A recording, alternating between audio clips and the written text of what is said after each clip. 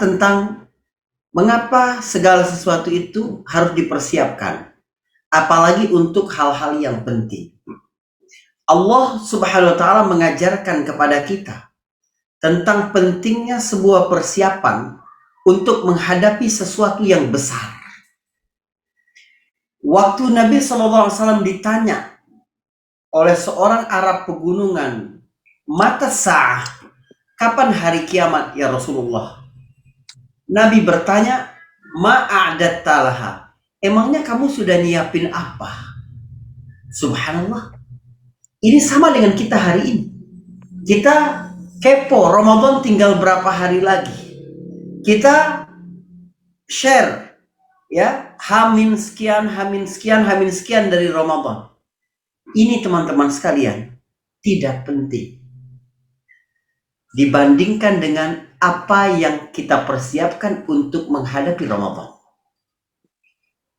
Persiapan Allah Subhanahu wa Ta'ala jika menyiapkan sesuatu, momentum, peristiwa, ya, anugerah terbaik atau apapun itu, Allah buat persiapan-persiapan.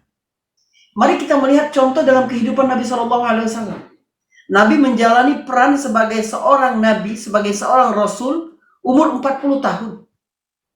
Wafat umur 63 tahun. Artinya, Nabi mengemban amanah sebagai pembawa risalah ini 23 tahun. Tapi 40 tahun pertama dari usia 0 sampai usia 40 adalah masa-masa persiapan. Apakah tidak berlebihan? Masa persiapan itu 40 tahun untuk siap menghadapi tugas yang hanya berlangsung 23 tahun. 2/3 sepertiga ukurannya. 40 dan 20-an tahun. Ini tidak berlebihan. Karena persiapan adalah bagian paling penting dari kesuksesan ketika kita menghadapi sesuatu. Abraham Lincoln, salah satu presiden Amerika Serikat, berkata,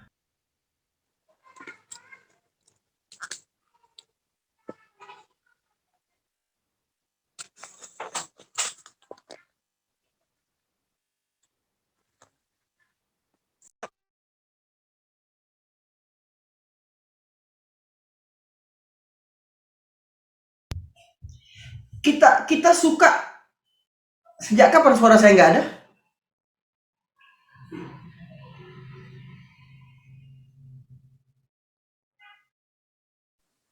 Sedikit tadi Ustadz, maaf tadi kepencet.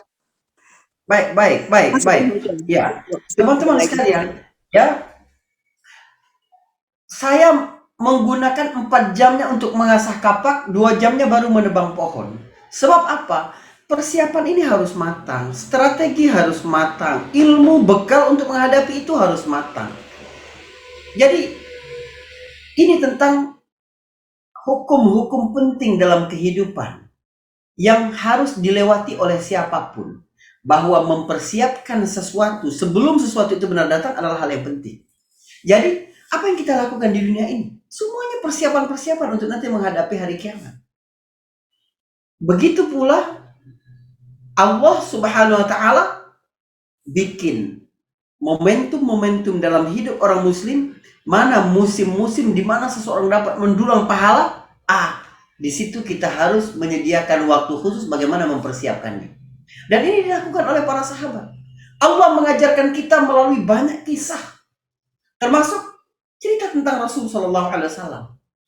Sebelum Nabi benar-benar memimpin umat manusia, orang yang suka berselisih pendapat, ribut, bertengkar, pada umur 8 tahun Nabi dilatih mengembala kambing. Kambing binatang yang suka bercerai-berai, suka pergi kemana-mana. Nabi dari usia sangat dini, usia 8 tahun, sudah memiliki keterampilan menghimpun yang baik. Karena itu Nabi mengembala kambing, tidak mengembala onta. Nabi SAW nanti akan mengirim surat kepada Raja Mesir, kepada Kesra Persia, kepada Romawi, kepada macam-macam. Nabi harus memiliki rasa percaya diri dan terbiasa bergaul dengan kelas-kelas elit. Allah latih Nabi pada umur 6 tahun sampai 8 tahun hidup di rumah kakeknya, pemimpin dari bangsa Quraisy. Selalu begitu. Allah ajarkan kita persiapan ini sesuatu yang sangat penting. Bagian paling krusial dari sesuatu adalah bagaimana kita menyiapkannya. Tentang memilih jodoh. Ya. Rasulullah berwanti-wanti. Cari karena agamanya. Wali-wali perempuan terima laki-laki karena agama dan bahasanya. Kenapa? Karena menjadi tidak penting lagi. Rumah tangga, bagaimana menyusunnya, bagaimana mengaturnya, bagaimana menjaganya, bagaimana kalau persiapannya tidak matang. Coba sekarang kita mau jujur. Apa yang udah kamu siapin sebelum menikah? Orang teman kamu mau nikah, kamu tanya, udah siap apa aja? Apa yang ada dalam pikiranmu? Bikin undangan, cari souvenir, cari gedung, cari bagaimana pernikahan akan berhasil. Kalau yang kita siapkan adalah hal-hal yang remeh dan receh itu, gitu. Kita perlu menyiapkan bagaimana agama mengajarkan kita menyiapkan tentang rumah tangga yang baik. Atau Anda baca ayo misalnya suami istri bilang, ayo Pak kita siapin buat Ramadan. Apa yang terbayang di benak kita? Sirup, ya kan, susu kental manis, kemudian apalagi ya makanan-makanan untuk bikin kue, tepung beras, tepung ketan, tepung apalagi macam-macam jenis tepung. Seolah-olah Ramadan hanya itu.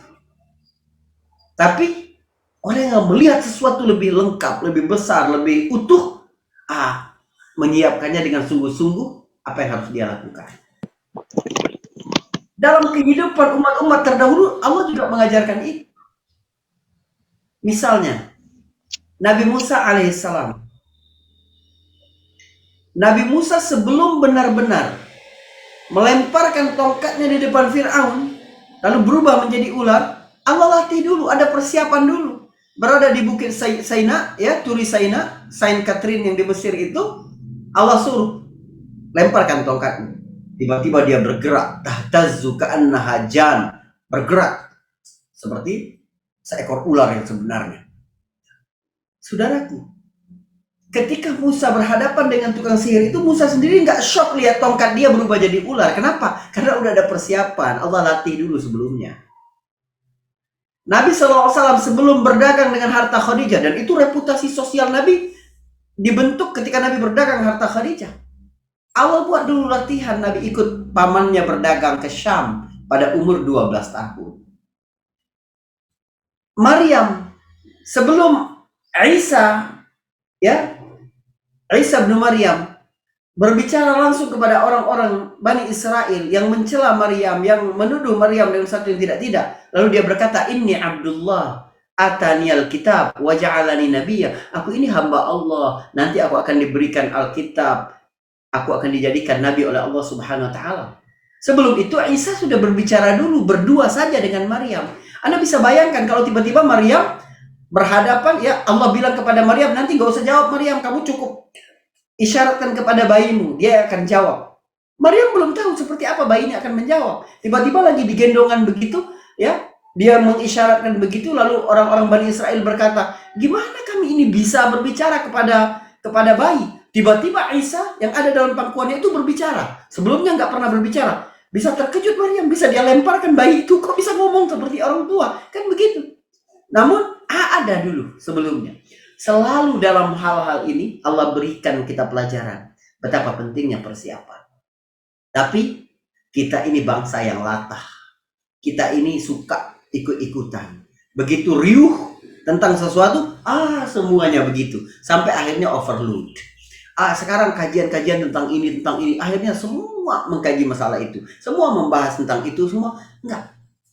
Pengajian ini bukan hiburan, bukan teman-teman sekalian. Ini tentang cara kita mendapatkan format yang paling baik. Menjalin hubungan dengan Allah Subhanahu wa taala, bermuamalah dengan alam semesta. Butuh persiapan. Baik. Ini poin pertama. Saya mohon maaf kalau pertemuan pertama ini nggak nyantai. Yang kedua, mengapa Ramadan? Kenapa kita harus menyiapkan Ramadan? Emang Ramadan seistimewa apa? Ini juga menarik. Allah Subhanahu wa taala dalam penciptaan langit dan bumi serta seluruh semesta ini selalu memilih yang terbaik dari setiap jenisnya. Jadi kalau Allah menciptakan sesuatu, pasti Allah pilihkan yang paling bagus dari jenis itu. Bolehlah kita sebut ini sebagai sunnatul ikhtiar. Ya, hukum memilih. Apa aja sih? Bagaimana cara Allah memilih? Perhatikan. Allah menciptakan manusia. Allah menciptakan manusia. Lalu Allah akan memilih siapa yang paling baik di antara manusia itu. Dari sejak Adam sampai nanti ya akhir zaman, manusia akhir zaman. Sampai nanti manusia akhir zaman. Ya. Allah memilih. Ada miliaran jumlah manusia dari sejak Adam sampai nanti terakhir. Kita nggak tahu kapan kiamat ya. Wallahu a'lam bishawab. Karena kalau sekiranya kiamat itu terjadi 1 miliar tahun saja, itu berarti kiamat sudah dekat. Karena alam raya ini sudah berumur sekitar 13,8 miliar menurut para ahli. Bisa lebih dari itu. Jadi kalau 1/13 lagi umur dunia itu, dan itu 1 miliar tahun. Apalagi kalau 1 juta tahun, itu dekat sekali kiamat berarti ya. 0,01% gitu, itu dekat sekali.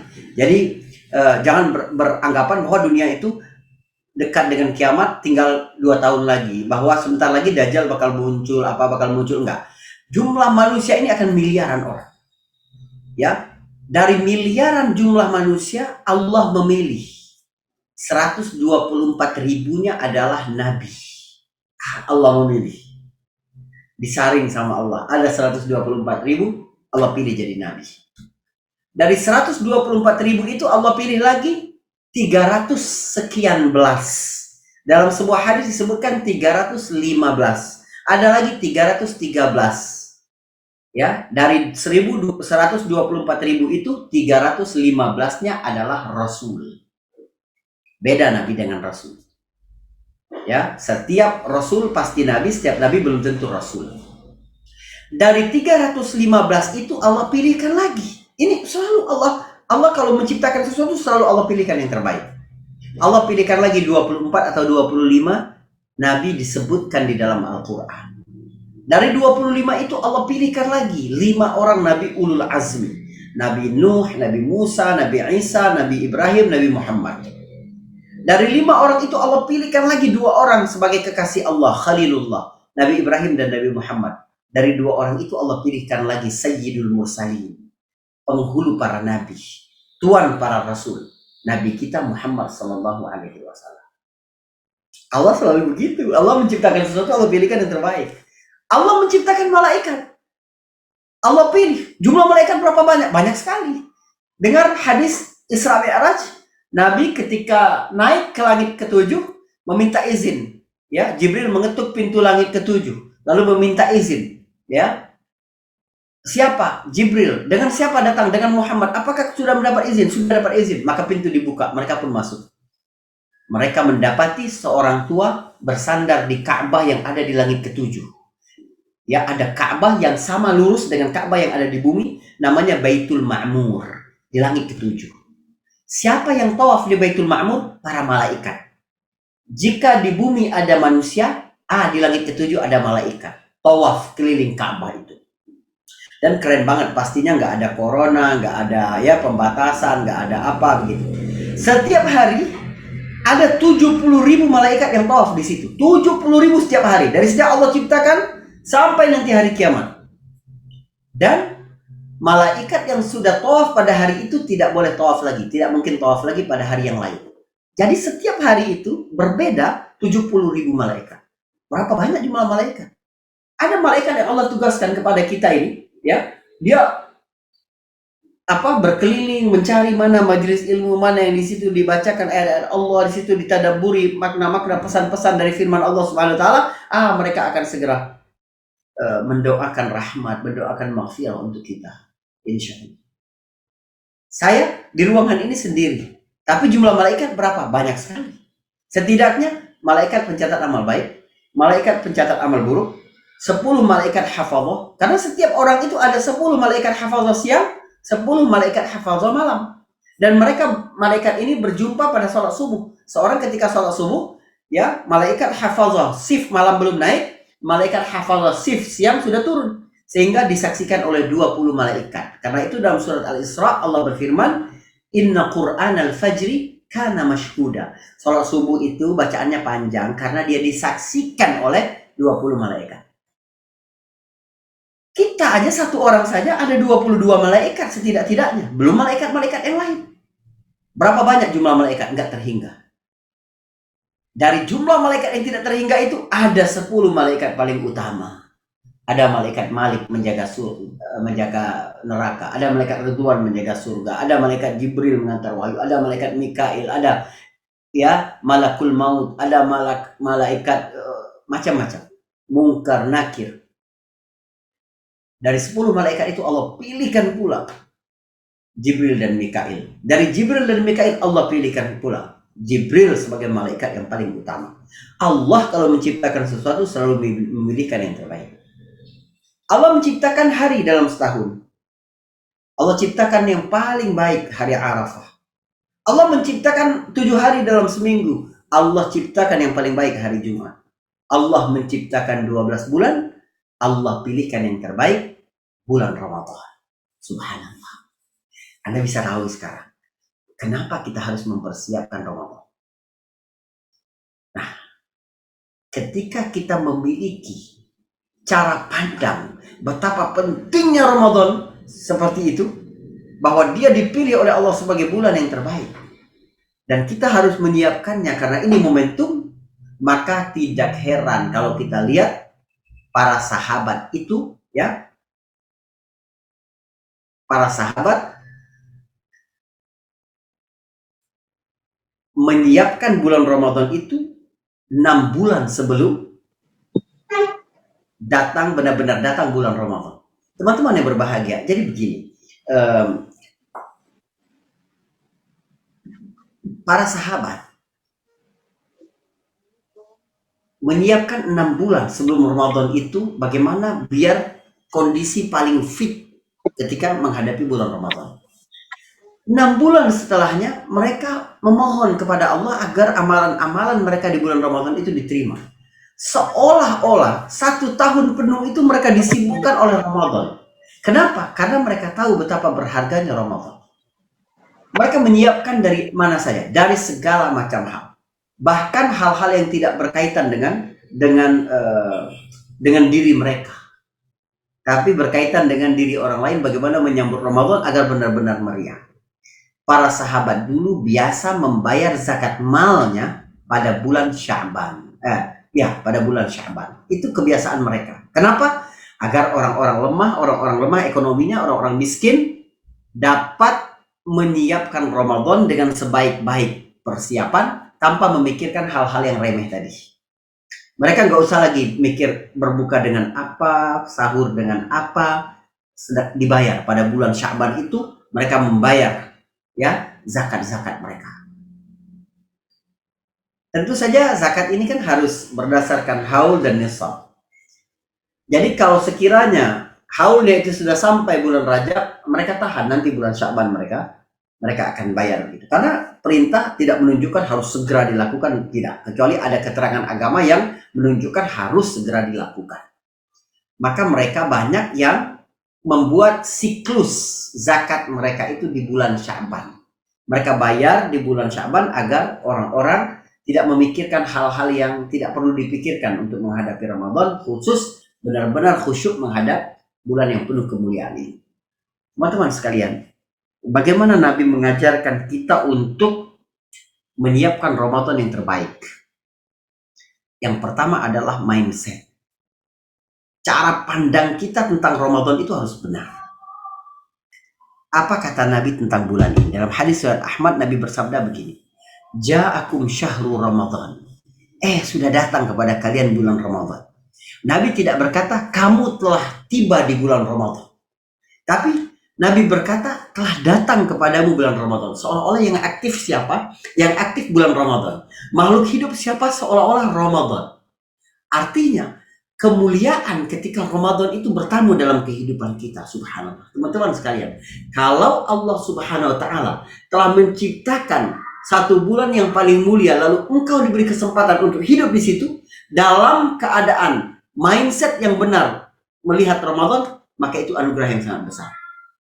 Maka Nabi berkata, syahrul Ramadan syahrun mubarak.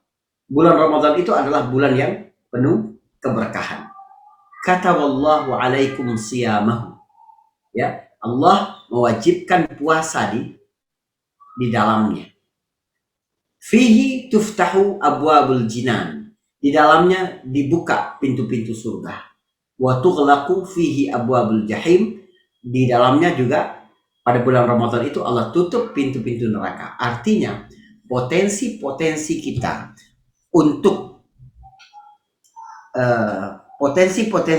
untuk berbuat keburukan itu Allah tutup erat-erat, sehingga peluang untuk masuk neraka itu sedikit sekali di bulan Ramadan ini.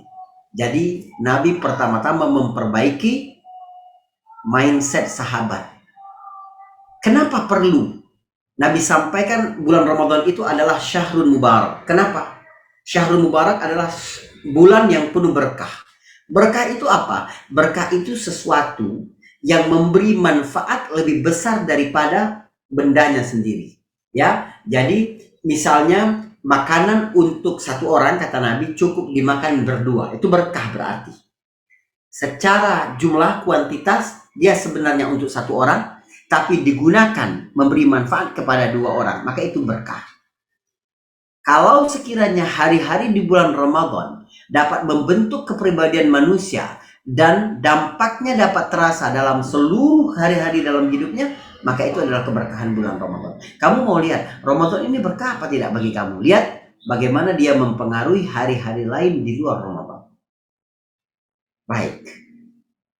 Lalu apalagi yang disiapkan? Teman-teman sekalian, kalau saya ditanya, ya, Ustadz, apa sih persiapan yang paling penting untuk menghadapi Ramadan? Saya akan jawab, bertaubat kepada Allah Subhanahu wa Ta'ala. Kenapa begitu?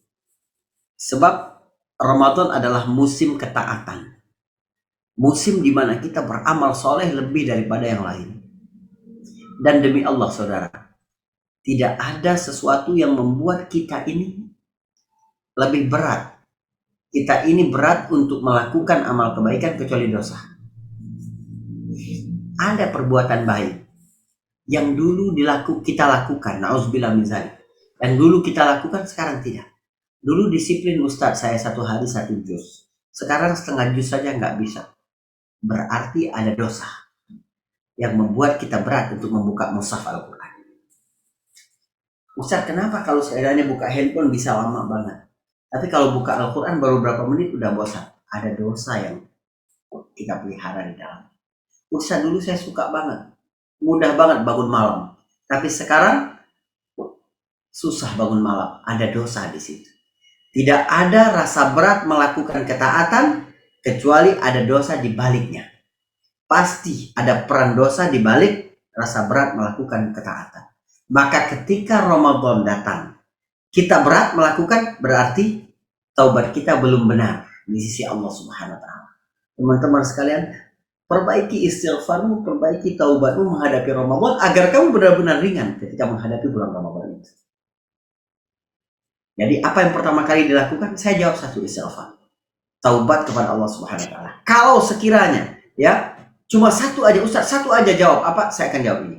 Jadi bagian paling penting dari kajian kita pada hari ini adalah siapkan diri untuk menghadapi Ramadan dengan taubat, dengan memohon ampun kepada Allah Subhanahu wa Ta'ala. Kemudian teman-teman sekalian, yang kedua adalah baru mindset. Ya, baru mindset. Yang ketiga adalah bagaimana kita memposisikan Ramadan. Kalau kita mengagungkan Ramadan pada tempatnya, maka kita akan bisa menjadi hamba yang mendulang banyak kebaikan di bulan Ramadan. Nabi berkata begini. Satu hari Nabi naik mimbar. Mimbar Nabi itu bentuknya tangga, ya. Cuma ada 3 tingkat.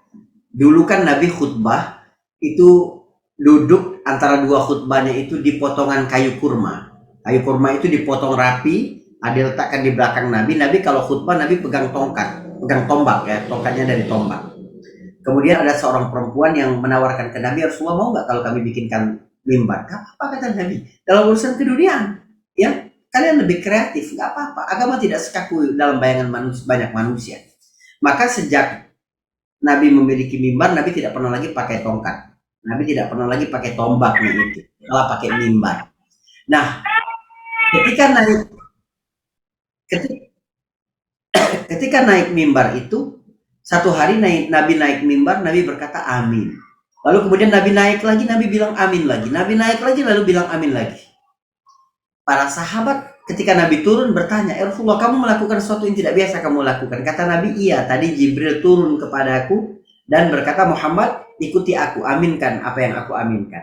Maka Nabi pun mengikuti. Jibril berkata pada anak tangga yang pertama, celakalah bagi orang yang datang bulan Ramadan, namun dosa-dosanya tidak diampuni oleh Allah. Jibril bilang amin, Nabi ikut mengaminkan. Subhanallah. Malaikat terbaik mendoakan, manusia terbaik mengaminkan. Makhluk terbaik mengaminkan.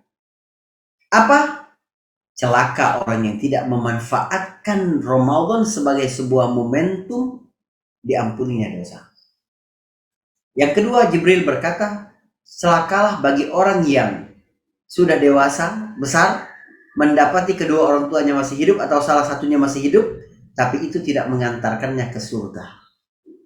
Jibril bilang amin, Nabi pun bilang amin. Yang ketiga, celakalah seorang yang disebutkan namamu Muhammad SAW tanpa bersolawat kepadamu. Jibril berkata amin, Nabi pun mengatakan amin. Apa pelajaran yang paling bisa kita petik dari hadis ini? Bahwa manusia yang paling malang, manusia yang paling celaka adalah manusia yang tidak bisa memanfaatkan momentum. Teman-teman sekalian, Al-Quran jelas sekali menyebutkan Ramadan ini sebagai sebuah momentum. Apa kata Al-Quran? Ayyaman ma'dudat. Momentum Ramadan itu. Hari-harinya sangat terbatas. Maka kamu harus gunakan dengan baik. Baik. Ya.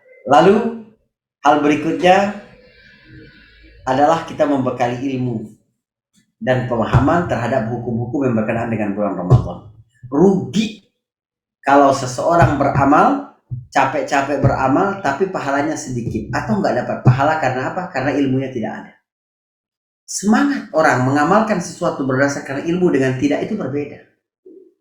Anda bisa bayangkan Umar bin Khattab berwudu, kemudian menangis. Berwudu dan sangat bahagia dengan wudunya itu. Orang bertanya, ada apa Umar? Kata Umar, enak sekali jadi orang muslim ini. Dia mencuci tangannya untuk berwudu, maka Allah mengampuni dosa-dosa yang pernah dilakukan oleh tangannya. Dia berkumur dan istinsyak, Allah ampuni dosa-dosa yang dilakukan oleh mulut dan hidungnya.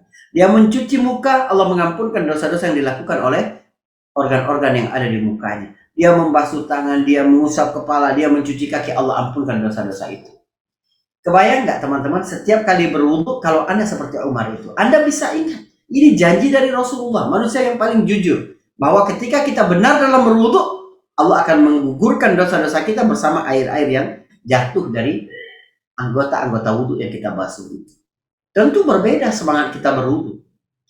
Banyak orang nanya ke saya, Ustadz, apalah trik untuk sholat khusyuk? Saya bilang, mulailah dari berwudu yang khusyuk. Kalau Anda dari wudunya sudah khusyuk, insya Allah terbantu banget, mulai takbiratul ihramnya juga khusyuk. Ya. Nah, ilmu pengetahuan yang membuat orang sayang ngelihat acara-acara TV yang tidak mendidik, ya komedi-komedi, hal-hal yang sia-sia di waktu emas, di prime time dengan Allah Subhanahu wa taala. Yang paling baik pada waktu sahur istighfar. Salat malam, ya, salat tahajud, makan sahur, semua kita lakukan. Bentuk cara kita taqarrub, mendekatkan diri kepada Allah Subhanahu wa taala. Ini semua peran apa? Peran ilmu semua. Bagaimana kita sudah berusaha kumpul dengan keluarga beberapa saat sebelum berbuka puasa, menghadap makanan bersama-sama, niat menyegerakan berbuka. Karena apa? Ilmu kita nyampe. Allah suka seorang hamba yang menyegerakan buka puasa serta mengakhirkan waktu sahur. Ya. Kemudian apalagi teman-teman sekalian, kalau bisa, ini paling teknis. Kita punya komunitas untuk sama-sama mengingatkan dalam ketaatan. Mu'adz bin Jabal itu terkenal dengan ucapannya, Ijlis bina nu'min sa'ah. Duduklah bersama kami, sama-sama berbicara tentang akhirat. Kita beriman, kita mengimani hari kiamat. Jadi kenapa? Butuh komunitas. Sekarang kan gampang sekali. Anda bikin satu grup WhatsApp misalnya, di situ kita mulai saling mengingatkan. Baik, target kita menjelang Ramadan ini Quran tamat dulu. Karena nggak bisa ujuk-ujuk di bulan Ramadan baru membaca Al-Quran, nggak bisa. Dari sekarang, mari kita lihat seberapa. Hari ini saya kirim video pendek tentang makharijul huruf, cara-cara mengucapkan huruf-huruf hijaiyah. Nah, coba siapa yang sudah bisa, ya, berapa huruf yang dia sudah bagus melakukan itu. Setiap hari kita lakukan itu. Hari berikutnya, ya, belajar tentang idgham, tentang ikhfa, tentang terus tajwidnya, tentang mat, tentang apa. Kemudian siapa yang sudah sedekah, siapa yang sudah berinfak, siapa yang sudah melakukan kebaikan kepada kedua orang tuanya, siapa yang sudah telepon saudaranya, siapa yang sudah menyambung silaturahim, siapa. Ini baik sekali. Al-Quran berpesan kepada kita dalam surat Al-Kahfi itu, ya, wasbir nafsaka ma'al ladzina yad'una rabbahum, ya, bil ghadati wal 'ashyi yuriduna wajha. Tetapkanlah kesabaranmu bersama orang-orang yang menyeru Allah pagi dan sore hanya mengharapkan ridho Allah Subhanahu wa taala. Artinya, kesabaran dalam beramal, terjaganya keikhlasan sangat tergantung dengan komunitas yang kita pilih untuk menjalani hari-hari yang baik ini. Mungkin ini dulu yang bisa saya sampaikan sebagai sebuah pengantar diskusi. Silakan.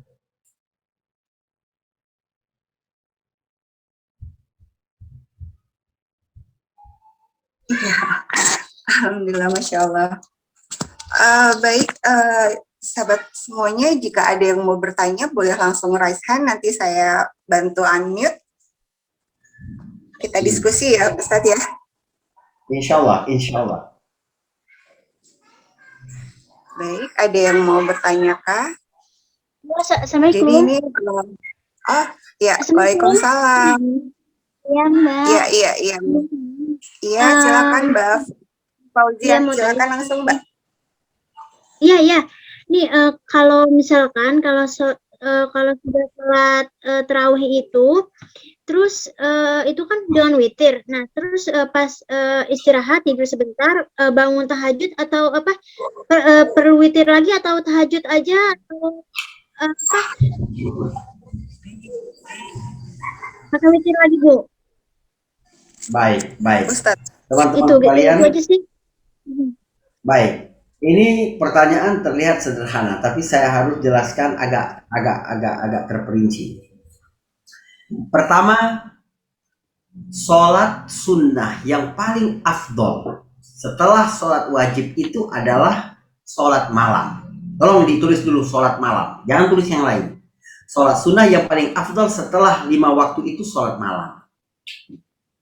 Nabi SAW kalau dalam perjalanan, sholat wajib pun dia qashar, yang 2 jadi 4. Maka rawatib Nabi tidak pernah lakukan.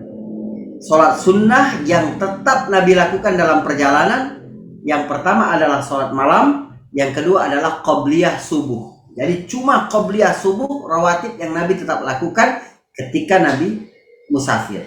Artinya sholat sunnah rawatib yang paling afdol adalah sholat sunnah sebelum subuh. Setelah sholat malam, sholat afdol adalah sholat sebelum subuh. Itu tadi. Baik, sholat malam. Sholat malam itu waktunya mana? Waktu sholat malam itu setelah seseorang melaksanakan sholat isya. Jadi harus sholat isya dulu. Setelah seseorang melakukan sholat isya dan setelah masuk waktu isya. Kalau ada orang musafir melakukan jamak takdim, sholat maghrib, lalu langsung isya, kemudian dia sholat malam langsung, nggak boleh, karena masih waktu maghrib. Kalau sudah masuk waktu isya, dia mau sholat sholat malam, tapi dia belum sholat Isya, nggak boleh juga, karena setelah sholat Isya. Jadi waktunya dari sejak masuk waktu Isya dan orang itu sudah melaksanakan sholat Isya sampai masuk waktu fajar, waktu subuh, itu waktu sholat malam. Perhatikan, saya tidak gunakan kata yang lain, sholat malam. Baik, sholat malam itu berapa rakaat, Ustadz? Nabi dalam sebuah riwayat dari Aisyah radhiyallahu anha, Aisyah bilang Nabi nggak pernah sholat malam pada bulan Ramadan atau luar Ramadan lebih dari 11 rakaat. Perhatikan teman-teman ya, sampai akhir harus perhatikan saya. Nabi tidak pernah sholat malam lebih dari 11 rakaat pada bulan Ramadan atau luar Ramadan. Baik. Ada lagi dalam riwayat lain disebutkan Nabi sholat malam 13 rakaat. 12 rakaat, 2 rakaat pertama itu pendek, baru 11 rakaatnya panjang. 2 rakaat itu disebut sholat iftitah, warming up, sholat pembukaan. Tapi apakah itu adalah pembatasan? Gak boleh lebih dari 11? Boleh. Karena Nabi berkata, sholatul laili, sholat malam itu masna, 2-2. Pokoknya selagi ada waktunya kamu mau sholat aja sholat malam 2. Kalau seseorang di antara kamu takut masuk waktu subuh, udah dekat waktu subuh, maka witirlah dengan 1 rakaat. Penutup sholat malam itu dengan witir. Baik, witirlah 1 rakaat. Witir itu artinya apa? Witir itu artinya ganjil, odd. Ya, witir artinya ganjil. Innallaha witrun yuhibbul witra. Allah itu maha ganjil dan menyukai yang ganjil. Itu witir. Baik. Sholat malam tadi, kalau seseorang tidur dulu setelah sholat Isya, nanti dia bersengaja bangkit bangun, maka dia disebut tahajud. Perhatikan, nama lain dari sholat malam, tapi dia dilakukan setelah tidur, maka dia disebut tahajud. Di bulan Ramadan orang melakukannya dengan santai, berjamaah di masjid. Santai itu bahasa Arabnya tarawih, maka dia disebut sholat tarawih. Sholatnya itu juga loh ya. Ulama ada juga yang berpendapat karena sholat malam itu jumlah keseluruhannya adalah witir, ganjil, maka dia disebut witir. Tapi cara pengerjaannya 2-2-2-2-2-2-2-3 atau 2-2-1. Ya, Nabi juga pernah gunakan yang lain. Lalu Nabi berkata, ij'alu akhira salatikum bil laili witra. Jadikan penutup sholat malam kamu itu adalah witir. Baik. Kalau begitu, kalau seseorang melakukan sholat malam setelah sholat tarawih, setelah sholat Isya, namun dia berniat nanti mau sholat lagi, sebaiknya dia tidak witir malam. Nanti jadikan penutup. Sebagaimana hadis Nabi tadi, jadikan penutup sholat malammu adalah witir.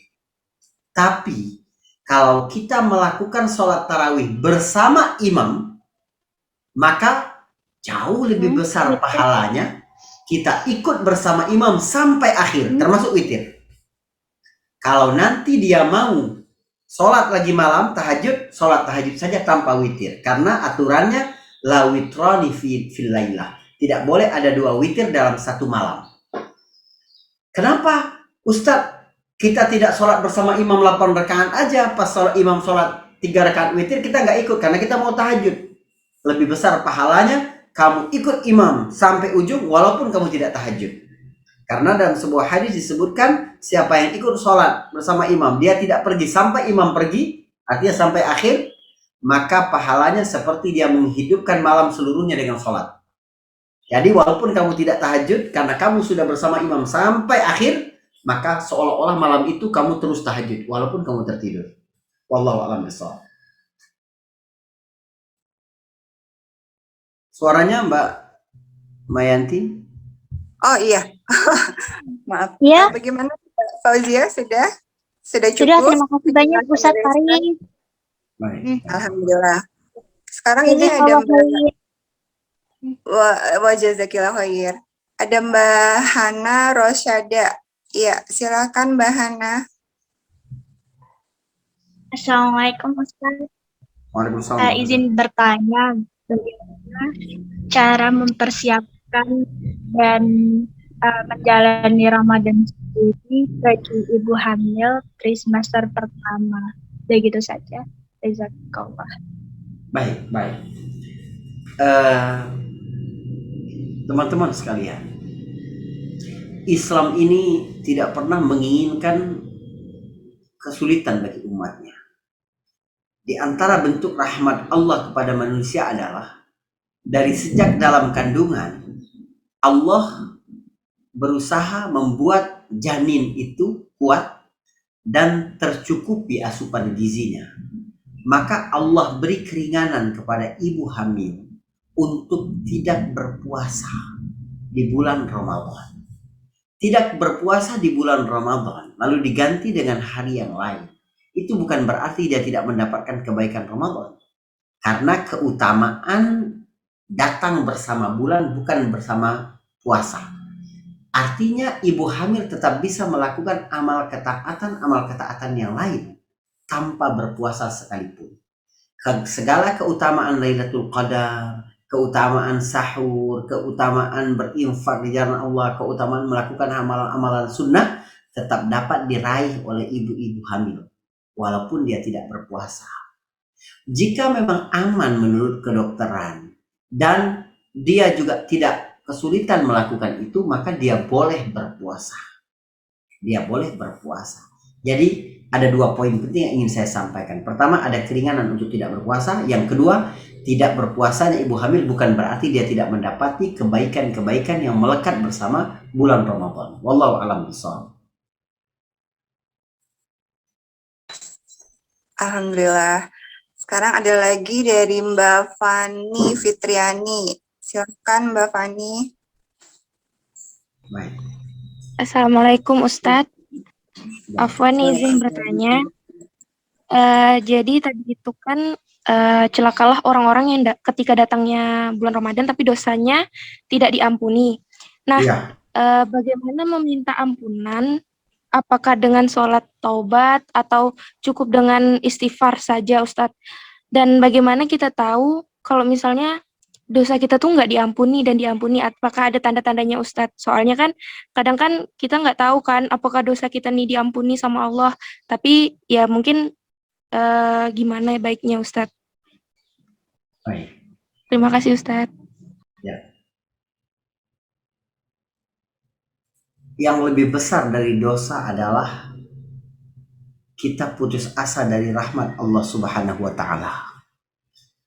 Jangan sampai dosa-dosa yang kita lakukan itu membuat kita putus asa mendapatkan keampunan dari Allah Subhanahu wa Ta'ala.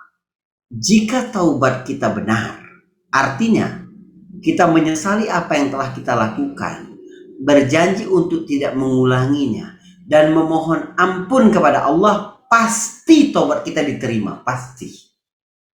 Karena itu keterangan dari Rasul, manusia yang paling jujur, yang diungkapkan adalah wahyu, satu dari Allah Subhanahu wa Ta'ala, bukan yang dia karang-karang sendiri. Yang kedua, bagaimana cara meminta ampunnya? Ya. Pertama dengan cara bertaubat. Taubat itu sendiri, ada ulama yang berpendapat ada sholat khusus bertaubat, ada yang bilang tidak. Karena dalam hadis itu disebutkan, tidaklah seorang hamba melakukan dosa, lalu kemudian dia berwudu dan sholat 2 rakaat, ya mohon ampun kepada Allah, maka diampuni dosanya. Ada yang berpendapat ini sholat khusus taubat, ada yang berkata tidak. Nabi tidak bilang itu sholat taubat. Artinya kalau kita melakukan dosa, kita wudu, kita sholat 2 rakaat, sholat apapun. Kebetulan sholat subuh, kebetulan tahiyatul masjid, kebetulan qabliyah subuh. Tapi kita minta ampun kepada Allah bersama itu, maka itu juga diampuni. Ya, itu juga diampuni. Di bulan Ramadan ada hal-hal lain yang membuat dosa kita diampuni, ya, selain bertaubat dan beristighfar. Apa? Pertama, puasa. Man shoma Ramadan imanan wa ihtisaban ghufira lahu ma taqaddama min dzambi. Siapa yang berpuasa Ramadan, ya, di atas keimanan dan berharap pahala dari Allah, maka diampuni dosa-dosa yang dia telah lalu. Semua dosa yang telah dia lakukan diampuni oleh Allah Subhanahu wa taala. Yang kedua adalah sholat malam. Lihat bentuk rahmat Allah.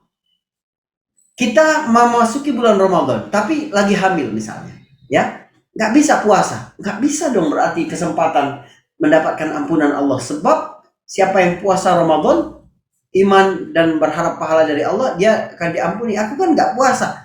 Tenang. Ada jaring yang kedua. Man qama Ramadan imanan wa ihtisaban ghufira lahu ma taqaddama min dzambi. Siapa yang sholat qiyamul Ramadan, sholat tarawih pada malam bulan Ramadan, maka dia diampuni dosa-dosanya. Kalau tidak bisa melalui lajur puasa, maka gunakan jalur sholat tarawih. Bagaimana Ustaz? Kita perempuan juga kadang halangan, nggak bisa setiap malam. Oh tenang, ada lagi jaring yang ketiga. Man qama lailatal qadari imanan wa ihtisaban ghufira lahu ma taqaddama min dzambi. Siapa yang menghidupkan malam Lailatul Qadar, enggak harus dengan salat, istighfar, bersedekah, infak di jalan Allah Subhanahu wa taala, menjalin silaturahim, berbakti kepada kedua orang tua, menyiapkan sahur anggota keluarga, menyiapkan berbuka anggota keluarga. Subhanallah. Ini bagian dari kita niatkan atau berdoa seperti doa yang diajarkan Nabi kepada Aisyah, Allahumma innaka afuun tuhibbul afwa fa'fu anni. Maka ini bagian dari menghidupkan malam Lailatul Qadar, juga akan memperoleh pengampunan dosa dari Allah Subhanahu wa taala. Wallahu a'lam bishawab. Nah, baik, saya mulai ke chat ya Ustadz. Baik. Ada Mbak Rita. Sebentar. Mbak Rita bertanya, Afwan Ustadz, izin bertanya bagaimana caranya agar meluruskan niat melakukan segala sesuatunya hanya karena Allah, terutama di bulan Ramadan. Jazakallah khair Ustadz. Baik. Puasa ini benar-benar mendidik kita untuk melakukan sesuatu karena Allah. Kenapa? Karena dia nggak kelihatan. Ibadah-ibadah lain, Anda berinfak, dilihat oleh manusia. Anda baca Quran, dilihat oleh manusia, didengar oleh manusia. Anda pergi ke masjid, dilihat oleh manusia. Tapi puasa, nggak bisa manusia lihat. Ada seseorang yang sendiri di kantor, lembur misalnya, yang lain udah pada pulang. Dia sendiri, sudah jam 5:30 sore. Ada minuman, ada makanan. Buka puasa, pesan online sudah datang. Udah makan aja kamu sendiri. Kan nggak ada orang. Oh nggak mau Ustaz. Kenapa kita tidak mau? Padahal orang lain tidak ada. Sebab kita yakin Allah pasti tahu. Sebab sia-sia dong Ustaz, saya udah nahan lapar 12 jam dari sahur sampai sekarang, 13 jam, tiba-tiba saya nggak sia-sia puasa. Dari mana kamu tahu puasamu sia-sia? Kan nggak ada yang lihat. Karena kamu yakin betul Allah melihat. Ini pendidikan. Kalau sekiranya kita memiliki kesadaran yang sama tentang kehadiran Allah dalam kehidupan kita di luar Ramadan, seperti kita di dalam bulan Ramadan tadi, jam 5:30 sore saat sendiri tadi, maka luar biasa kita akan menjadi pribadi yang baik, pribadi yang selalu merasa di dalam pengawasan Allah Subhanahu wa taala. Ya, siapa yang mau membalas kita melakukan puasa begitu? Allah. Yang lain nggak ada. Orang nggak bisa lihat, orang nggak bisa ini, dan tidak berpengaruh apa-apa bagi orang lain. Karena itu Allah berkata, As-siyamuli wa ana ajzibi.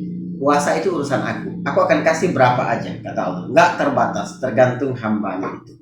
Ketika kita sudah dididik oleh puasa, bagaimana melakukannya semata-mata karena Allah, walaupun orang tidak melihat, kita tetap menjaganya, maka insya Allah ini melatih amalan-amalan yang lain kita lakukan untuk Allah Subhanahu wa taala.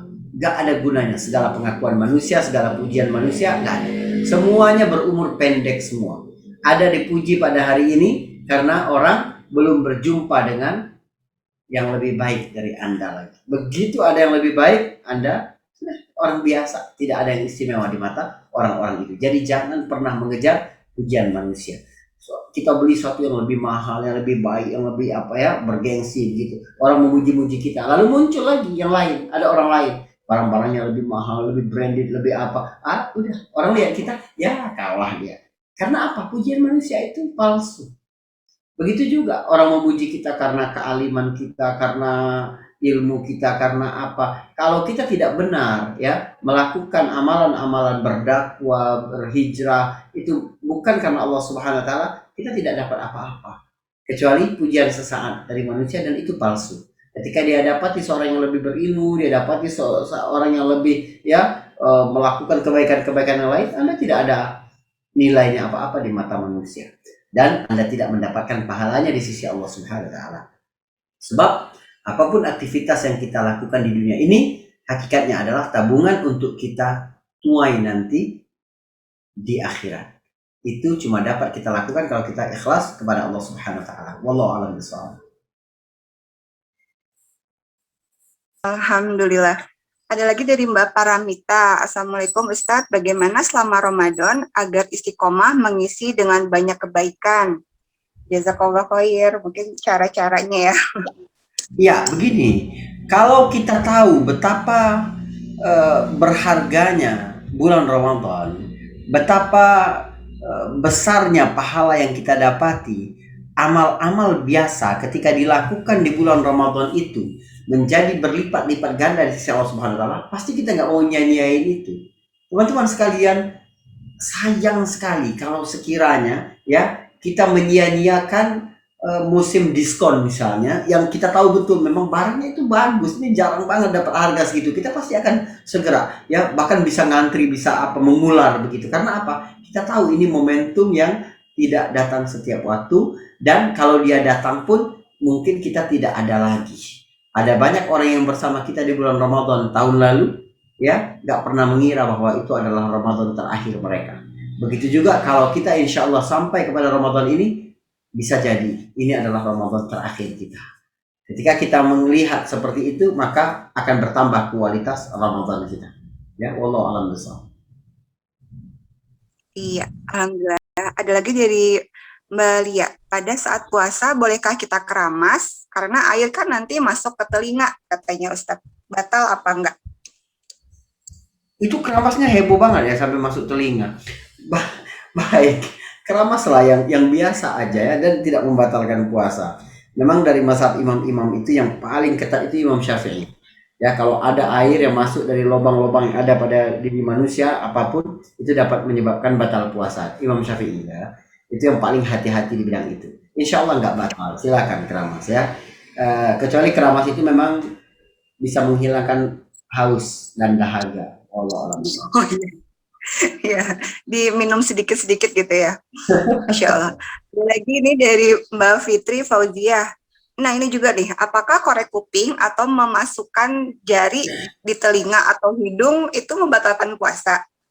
Tidak membatalkan puasa ya. Karena maksud kita bukan untuk memasukkan makanan, bukan apa, bukan. Jadi ada kaidah usul fikih begini. Yughtafaru bihi dhamnan ma la yughtafaru bihi qasdan. Sesuatu dimaafkan karena terikuti ya, tapi tidak dimaafkan kalau memang bersengaja.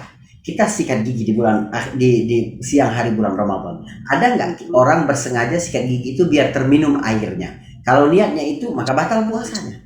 Tapi karena niatnya untuk memang membersihkan mulutnya biar segar, biar sehat, maka ada air-air yang termasuk yang tidak semuanya bisa kita muntahkan keluar, itu sesuatu yang diampuni oleh Allah Subhanahu wa taala. Sama orang makan durian, ada nggak orang makan durian itu niat karena ada alkoholnya? Bukan. Tapi di durian itu ada alkohol yang melekat yang nggak bisa kita pisahkan. Maka dimaafkan alkohol yang melekat di situ karena maksud tujuan kita adalah duriannya, bukan alkoholnya. Wallahu a'lam bishawab. Baik. Alhamdulillah, ini ada lagi dari Mbak Fatia. Assalamualaikum Ustadz, lebih utama mana antara mengamalkan tadabbur Al-Quran atau tilawah menghatamkan Al-Quran selama Ramadan? Kemudian mengenai istinsyak saat berwudu, memiliki keutamaan yang baik, akan tetapi apabila seseorang saat istinsyak malah memicu alergi, rinitis atau pilek dan tidak melakukannya, bagaimana Ustadz? Baik, bagus sekali. Teman-teman sekalian,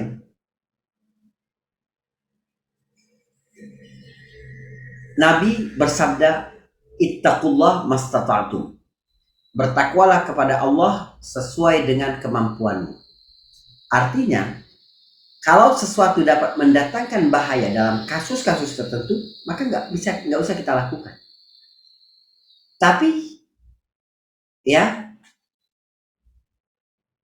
ma la yudriku kullu la yutraku ba'du. Sesuatu yang tidak bisa dilakukan semuanya, maka jangan ditinggalkan sebagiannya. Misal, seseorang ada luka, misalnya nggak boleh kena air di bagian sini.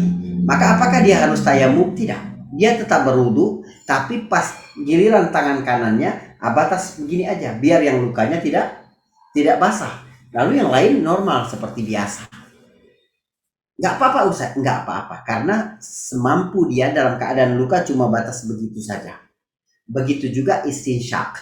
Kalau memang orang alergi ya, di tempat dingin atau apa, atau memang dia selalu begitu, maka tidak usah istinsyak. Sebisa kita aja. Misalnya cuma ditempel di hidung sedikit, atau ya, namun tetap kumuran dan seterusnya dan seterusnya. Ini tetap kita lakukan. Kemudian tadi pertanyaan yang pertama apa? Lebih afdol mana? Ya, tadabbur Al-Quran atau menyelesaikan tilawah ya. Kita ini makhluk yang suka bosan. Karena suka bosan, maka ada macam-macam amal. Kita harus lakukan semua biar tidak bosan. Jadi ketika kita merasa letih dengan satu amal, kita bisa berpindah kepada amal yang lain. Jadi kedua-duanya dapat dilakukan secara bersamaan. Kita baca Al-Quran tilawah. Kalau udah capek, udah ya, lihat aja beberapa ayat terjemahannya, baca biasa dalam hati. Itu membuat rehat juga. Ya, atau kita mendengar. Capek beramal dengan amalan yang dilakukan oleh mata, dilakukan oleh lisan, gunakan lagi amal yang bisa dilakukan oleh telinga. Mendengar kajian-kajian tafsir, mendengar ya majelis-majelis ilmu. Itu cara kita membuat amal ini beragam, membuat jiwa lebih semangat dan tidak cepat bosan. Tapi kalau afdal yang mana? Tentu saja afdal tadabbur. Karena membaca Al-Quran itu ibadah ya, ibadah biasa, sementara tadabbur itu menuntut ilmu. Nabi berkata, orang yang alim di antara kamu bedanya dengan orang yang abid, ahli ibadah, seperti antara bulan purnama dan bintang-bintang. Di hadis lain seperti kedudukannya seperti kedudukanku dibanding kedudukan orang yang paling bawah di antara kamu.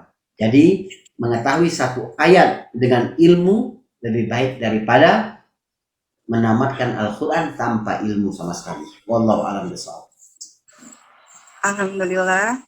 Ini Mbak Yati ya. Silakan Mbak Yati langsung bertanya sama Ustadz. Baik. Assalamualaikum Mbak Yati. Assalamualaikum Ustadz. Waalaikumsalam. Tadi Ustadz mengatakan bahwa sahabat membagi Ramadan itu menjadi dua bagian, membagi satu tahun itu menjadi dua bagian, sebelum dan sesudah Ramadan. Ya. Nah, itu apa aja Ustadz yang dilakukan oleh sahabat? Maksudnya gini, ketika kita mengevaluasi dan persiapan, karena memang itu cukup panjang ya Ustadz, 6 bulan itu. Nah, lalu kedua, Ustadz tadi mengatakan bahwa untuk zakat, kalau misalnya sudah tempo di bulan Rajab, sebaiknya ditunda di bulan Sya'ban, supaya kita bisa persiapan full di Ramadan. Nah, apakah, ini menurut saya, kenapa nggak di Ramadannya aja ya Ustadz? Karena kan di Ramadan kan semua tuh lagi bulan diskon, lagi banyak dan segala macam. Apakah kita memang bisa pindahkan semuanya ke bulan Ramadan seperti itu Ustadz? Jadi memang prepare-nya di bulan Ramadan. Dan kalau kita silaturahim, apakah lewat video call sekarang ini itu sudah bisa disebut dengan silaturahim? Itu aja Ustadz. Jazakallah khairan. Wassalamualaikum warahmatullahi wabarakatuh. Waalaikumsalam. Baik, bagus sekali pertanyaannya. Begini. Pertama, keterangan bahwa kami para sahabat dulu menyiapkan 6 bulan sebelum Ramadan dan masih minta berdoa kepada Allah SWT agar Ramadan kami yang lalu diterima sampai 6 bulan. Itu hanya simbolik bahwa para sahabat itu sepanjang tahunnya itu sangat memperhatikan Ramadan. Jadi mereka selalu disibukkan, jumpa apa enggak ya sama Ramadan tahun ini, jumpa apa enggak, kira-kira begitu. Dan setelah Ramadan bulan Syawal ya, Zulqa'dah, Zulhijjah, mereka masih, ya Allah Ramadan kemarin diterima apa enggak? Karena celaka banget seorang yang datang Ramadan lalu dosa-dosanya tidak diampuni. Karena bebannya berat, tanggung jawabnya besar. Maka mereka memperhatikan itu. Ya berdoa terus kepada Allah agar Allah menerima Ramadan kita yang lalu. Berdoa juga kepada Allah agar Allah membuat kita penuh taufik, bimbingan, kesehatan sehingga kita dapat melaksanakan ibadah-ibadah penting di bulan Ramadan. Artinya, sepanjang tahun itu kita tidak terpisah dengan Ramadan. Yang kedua adalah zakat tadi, ya. Sahabat ini bercerita macam-macam. Ada yang berkata pada bulan Sya'ban para sahabat mulai membawa kemana-mana mushaf mereka, Al-Quran mereka. Persiapan karena Ramadan adalah bulan membaca Al-Quran, bulan Al-Quran. Maka disiapkan dari sejak itu. Begitu juga ketika zakat sudah ditunaikan sebelum Ramadan, mereka dapat berinfak sunnah. Karena kan zakat mal itu wajib. Pajak wajibnya gitu loh. Memang harus keluar. Kamu mau pelit, mau dermawan, kamu tetap harus mengeluarkan itu. 2,5% itu harus kamu keluarkan. Jadi itu satu yang sangat standar. Maka dilakukan sebelum itu biar nanti kamu bisa konsentrasi berinfak yang sunnah pada bulan Ramadan. Tapi kalau mau menunaikan itu juga di bulan Ramadan, silakan, nggak apa-apa. Namun hitungannya harus sesuai dengan haulnya. Artinya kalau misalnya kita menghitungnya dari Muharram, maka ke Muharram berikutnya udah sampai nisabnya nggak pernah berkurang dalam masa itu, maka hitungannya adalah bulan Muharram. Kalau sekiranya bulan Safar, Rabiul Awal, Rabiul Akhir, ya, Jumadil Awal, Jumadil Akhir, Rajab, harta kita berkurang, ya omsetnya atau ini, tapi tetap yang kita akan bayar pada bulan Rajab itu adalah hitungan pada bulan Muharram dulu. Gitu. Namun kalau terlalu lama juga para sahabat tidak menganjurkan. Maksudnya adalah ya 1 bulan 2 bulan. Misalnya yang nisabnya di bulan Safar, Jumadil Akhir atau bulan Sya'ban, mereka gunakan di akhir Rajab agar orang-orang miskin dapat menyiapkan Ramadan yang terbaik. Kapan mereka mengkonsumsinya? Ketika bulan Ramadan juga. Ketika dia berbuka puasa dengan harta yang dari kita itu, beras dari kita misalnya, lauk pauk dari kita atau hal-hal yang lain yang dari kita itu, maka itu juga dapat pahala keutamaan melakukan kebaikan di bulan Ramadan. Wallahu a'lam bishawab. Alhamdulillah. Masih bisa Ustadz? Ini masih ada 3 pertanyaan lagi. Silakan. Insyaallah ya. Ada dari Mbak Fitri lagi, Mbak Fadilah, bagaimana hukum suntik vaksin saat puasa, Ustaz? Ya, itu tadi. Perbedaan pendapat para ulama itu tentang memasukkan benda asing di dalam tubuh itu. Ya, namun pendapat yang dipilih oleh Dewan Fatwa Al-Azhar, vaksin yang bukan merupakan nutrisi vitamin, maka itu para ulama pendapat tidak batal. Namun kalau dia berupa vitamin dapat membuat segar ketika berpuasa tidak merasa berpuasa, maka ulama menyebutkannya itu batal. Wallahu a'lam bishawab. Mungkin dikasih vaksin biar kenyang gitu Ustadz ya. Iya, mungkin gede banget jarum suntiknya. Masya Allah. Ada Mbak Lia lagi, ada dari Mbak Lia, pada saat puasa bolehkah untuk penderita asma pakai obat semprot hidung? Itu masuk ke rongga, ya. Dan kalau asma berarti dapat keringanan juga, dia sakit boleh tidak berpuasa, ya. Alhamdulillah. Satu lagi dari Mbak Nia, izin bertanya, bila bangun kesiangan dan mendekati waktu subuh, bisakah kita sholat 3 rakaat secara langsung dengan niat 2 rakaat tahajud dan 1 witir? Ya, nah, kalau niatnya 2 tahajud 1 witir itu harus ada salam di antaranya, ya. Kalau sekiranya langsung 3 itu langsung witir. Tapi sebenarnya witir itu kalau saya condong kepada pendapat nama lain dari sholat malam. Jadi Anda sholat 3 rakaat, Anda sholat 2 plus 1, Anda sholat 10 plus 1, itu semua witir semua. Kalau saya begitu, yang saya pahami, ya, tentang sholat malam itu. Wallahu a'lam bishawab.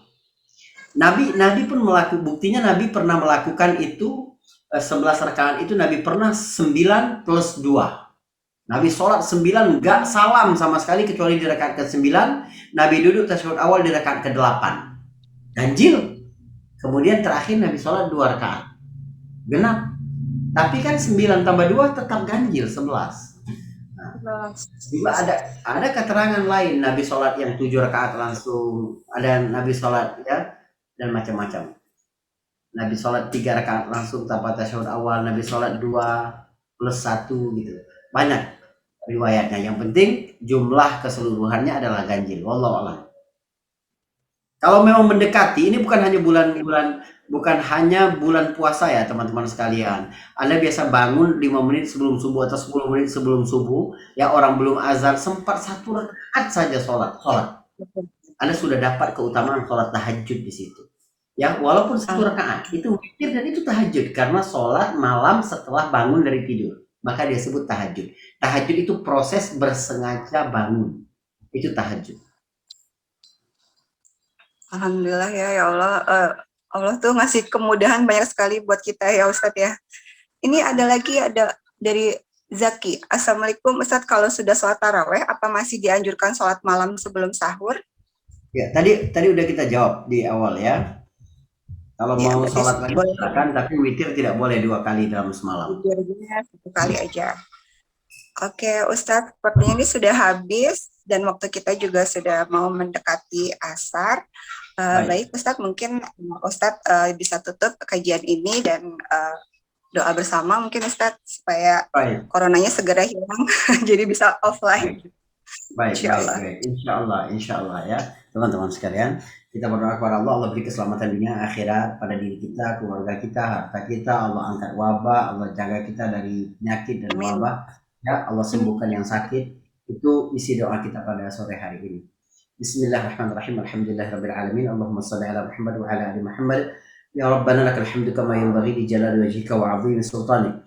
Allahumma afina waltuf bina wahfazna. Allahumma inna nas'aluka al-'afwa wal 'afiyah fid dunya wal akhirah. Allahumma inna nas'aluka al-'afwa wal 'afiyah fi dinina wa dunyana wa ahlina wa malina. Allahumma sur auratina wa amin rawatina wahfazna min baini aydina wa min khalfina wa an yaminina wa an shimalina wa min fawqina wa na'udzu bika an urtala min tahtina.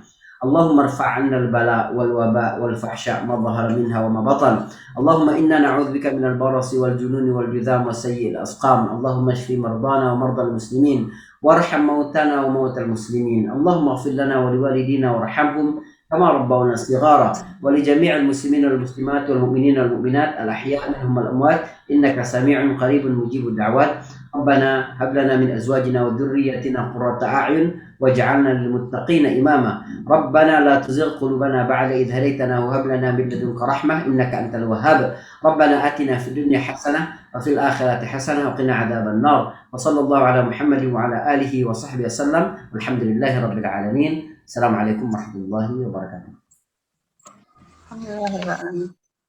Alhamdulillah Ustadz, jazakallah khair untuk kesempatannya hari ini, untuk waktunya juga, dan untuk materi yang sudah disampaikan. Insya Allah kita semua bisa mengamalkannya, amin ya Allah. Dan semoga kita bisa ketemu dengan Ramadan lancar, semua ibadah diterima oleh Allah, taubatan kita semuanya. Insya Allah, mohon doanya buat kami semua. Alhamdulillah Ustadz, ya semoga Ustadz selalu sehat. Insya Allah kita bertemu lagi di kajian yang akan datang. Alhamdulillahirrahmanirrahim. Dari saya kita tutup dengan doa kafaratul majelis. Subhanakallahumma wa bihamdika asyhadu an la ilaha illa anta astaghfiruka wa atubu ilaih. Dan surat Wal-Asr Ustadz ya. Bismillahirrahmanirrahim. Wal asr innal insana lafi khusr illa allazina amanu wa amilus shalihati wa tawassaw bil haqqi wa tawassaw bis sabr. Alhamdulillahirabbil alamin. Amin amin ya Allah rabbil alamin. Buat teman-teman semua, jangan lupa hari Jumat kita ketemu lagi sama Ustadz Bendri insyaallah di kajian parenting lagi. Dan terus bersama kita supaya kita bisa sama-sama seperti yang Ustadz bilang, ikuti satu komunitas atau banyak komunitas buat kita selalu mencharge keimanan ya Ustadz ya, saling mengingatkan, saling berlomba-lomba kepada kebaikan. Amin insyaallah, amin ya rabbal alamin. Jazakumullah Ustadz. Saya mohon maaf jika ada salah kata. Alhamdulillah alamin. Assalamualaikum warahmatullahi wabarakatuh. Waalaikumsalam warahmatullahi wabarakatuh. Jazakumullah semuanya, barakallah. Ya, terima kasih. Ini banyak yang baru join, Masya Allah. Alhamdulillah, saya tutup.